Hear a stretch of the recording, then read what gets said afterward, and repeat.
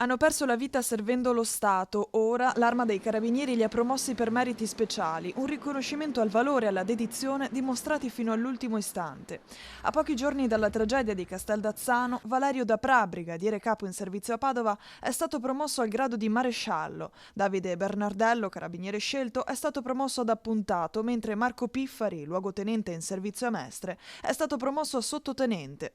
Con questi nuovi gradi, l'Arma, il Veneto e l'Italia intera li onorerà domani, durante i funerali di Stato nella Basilica di Santa Giustina a Padova. La cerimonia inizierà alle 16, alla presenza del Presidente della Repubblica, Sergio Mattarella, della Premier, Giorgia Meloni, del Presidente del Senato, Ignazio La Russa, e del Presidente della Camera dei Deputati, Lorenzo Fontana. Proprio quest'ultimo ha incontrato a Padova, nella sede del Comando Interregionale dei Carabinieri, i familiari dei 3 militari dell'Arma caduti.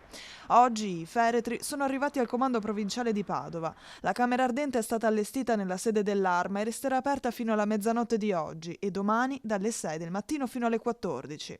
Valerio, Davide e Marco saranno salutati con gli onori dovuti a chi non ha esitato a servire il proprio paese fino in fondo e da domani saranno parte della memoria viva dell'Arma e del paese.